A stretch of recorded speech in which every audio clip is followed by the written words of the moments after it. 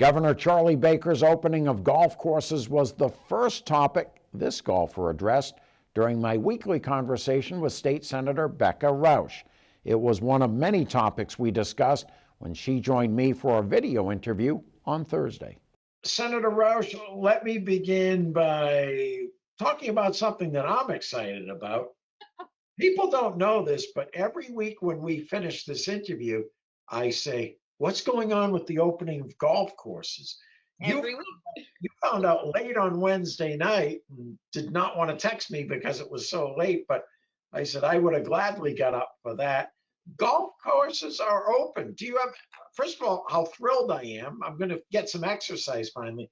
What was the thought? Any idea what changed? I never profess to know what's going on in the heads of any of my colleagues in state government or frankly anybody else. So I don't know. But we did see that change. And my very first thought actually was of my father, who has been an avid golfer for as long as I can remember. And then of you, Peter, because you do ask me about it every week. And now I thought about texting you. I really did. But yeah, golf courses will be open. I think they're open now, actually. Yes. As of the time of this recording, there are some really strict rules about the conditions under which the golf courses can open, which are really, really important, right? Social distancing still needs to be maintained. People cannot use a golf cart, or you have to carry your bag or use a push cart. The clubhouses won't be open, right? There's a requirement to wait in your car for I think until 15 minutes before your tee time. So there are a number of rules in place that are really important to maintaining social distancing and protecting both personal and public health. So I know people are chomping at the bit, yourself included, to get back out onto the greens. But I just want to encourage everybody, please, please, please do follow those rules, take precautions, be safe. And I wish you many sunny days and a hole in one.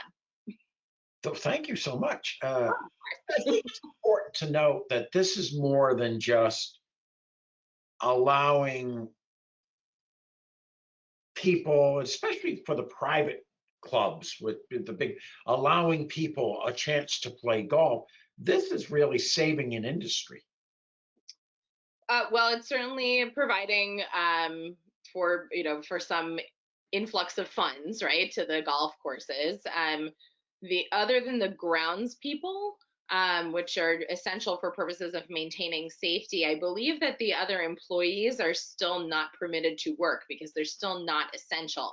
So yes and no, right? There's some financial impact here for the courses and the clubs. But the workers there's still a discrepancy there. So we'll see how that plays out. Yeah, the state association Mass Golf. I've been getting emails from them throughout this, and there were a lot of family-owned golf courses that were in danger of going under. So that's what I meant by this is helping to save an industry. The other big news this week, face masks as of Wednesday, May 6th, are required when, and I might have this wrong, when it's impossible to safely social distance. If you're going into a supermarket, a store, you have to wear a mask. Your thoughts on that? And the second part of that question is, how do you enforce it? Yeah, well, the enforcement is, I think, going to be different depending on which municipality you happen to be in. Enforcement is generally left to local law enforcement. So we'll see how that unfolds. I know those conversations have been going on at the municipal level. But you're absolutely right. The governor's order to wear face masks in public did take effect earlier this week. Everyone aged 2 and up needs to wear a face mask in any situation in public, and that includes outdoor spaces, right, where you cannot maintain at least 6 feet of social distancing. I, in fact, did a media interview on TV yesterday and wore a face mask. I can check that one off my COVID-19 bingo card, I guess. But anybody, if you are going to be in close contact, if you're going for a run, for example, or a walk, and you think you live in a more densely populated area and you think you might not be able to maintain 6 feet of distance, you should be wearing a face mask. And for me, my focus on this is sort of less about enforcement and more about safeguarding and protecting people's both personal and public health. Right? This, we know that social distancing is working. It's really hard, right? Especially where I'm now into my 3rd month of social distancing, right? And it doesn't get easier to be physically distanced from the people we love and care about. It gets harder, right? The longer this goes on, the harder it is. But we still don't have enough testing. We still don't have sufficient hold on the coronavirus. We still don't have a vaccine. We still don't have treatment. We still don't have really enough PPE, especially if we have another surge. And if another surge is coming, we need to be able to, or let me say that a different way. The best way to try to stave off another big surge of COVID-19 is to comply with that order. The U.S. Senate, I believe, met this week. We're doing this interview remotely. In the House and in the Senate in Massachusetts, what's the likelihood you guys are going to be able to meet remotely? Well, there is a group that's working on it. I have been talking about this for a couple of months now, that we need to be able to devise a way to debate and vote. That is the guts of the work of the legislature. Second to supporting all the constituents that we all represent and serve as elected officials. So people are thinking about it, working on it. The House made it happen earlier this week. The Senate, I believe, will be coming in to do at least a vote on a bill that we need to basically inject funds so that we can do some spending. We need to be able to do some spending at this point. And borrowing. So we need to be able to take that vote by a roll call that's required in order to pass that kind of a bill.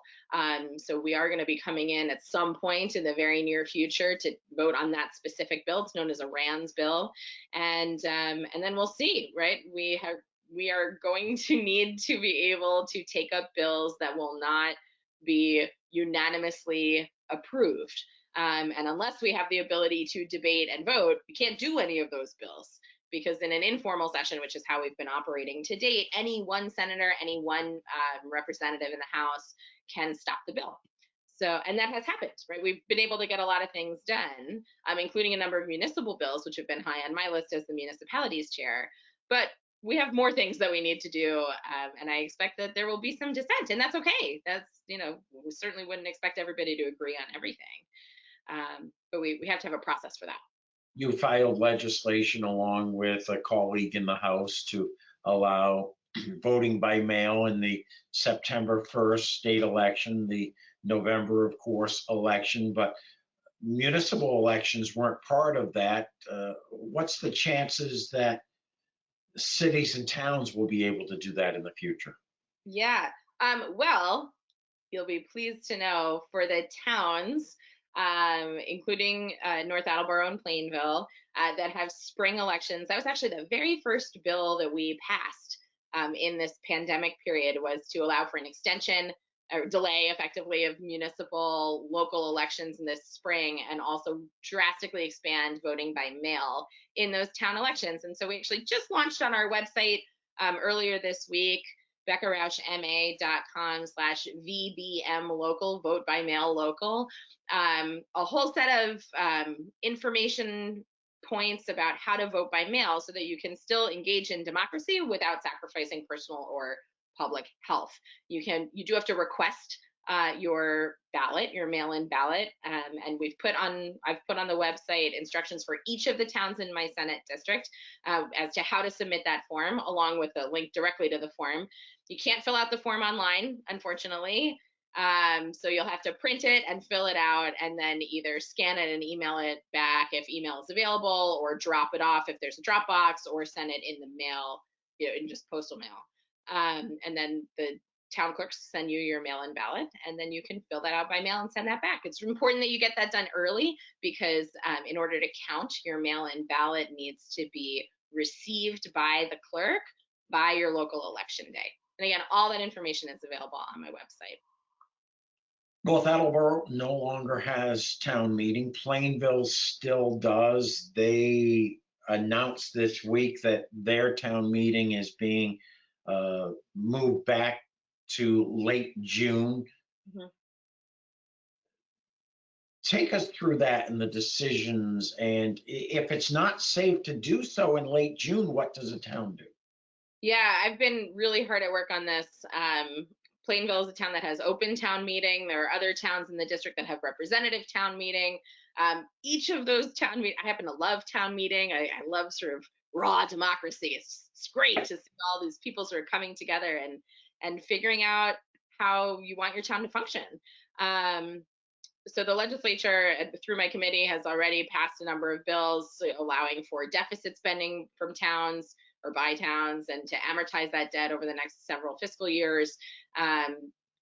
So the town meeting, at least for budgetary purposes, would not be so immediately necessary. We got a little bit of leeway basically with that time. We can pass a 1/12 spending budget.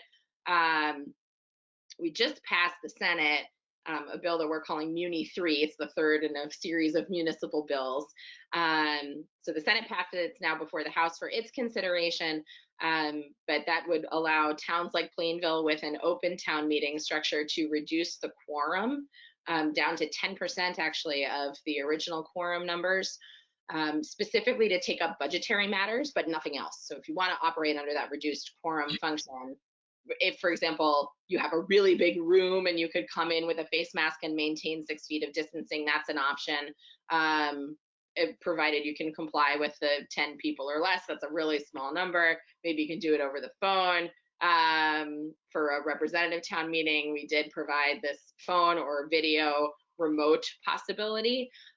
There's no quorum reduction for representative town meeting, and I do continue to work on virtual open town meeting legislation, which is I think the next piece, Muni 4, to be announced hopefully soon. But that is in the works. It's difficult. It's difficult to figure out how to legislate and govern at the state level and also at the local level, right? Everyone's trying to figure it out.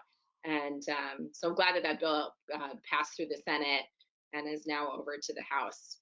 It's challenging. And my favorite words, 4 words at town meeting are, I move the question. Sometimes the debate just goes on, and people get up and they say the same thing as the person an hour before them, and then someone will stand up, I move the question, everybody goes, aye. Before we leave you for this week, is there anything else you would like to let people know about? Just keep your eye on vote by mail in general. We have put up these resources for basically an opt-in request system for local elections that are happening this month and next month, basically. And there's this ever-growing conversation with regard to vote by mail for our state elections, right? Our September primary is coming up in just less than 17 weeks now. It feels like it's right around the corner. November is shortly behind that. There's an ever-growing sort of enthusiasm about having the discussion about vote by mail for our state elections. And I'm really proud to lead on that. And stay tuned. It's been all over the media. I think it's going to continue to be all over the media. The hearing on those set of bills will probably be next week or the week after, if I were to make an educated guess. So we should see more on that soon. And as always, call us, please, if you have any concerns, any questions, you need help. 617-722-1555. You can email me directly, becca.rausch@masenate.gov. You can head to the website, beccarauschma.com/COVID-19. All sorts of resources in all of those places.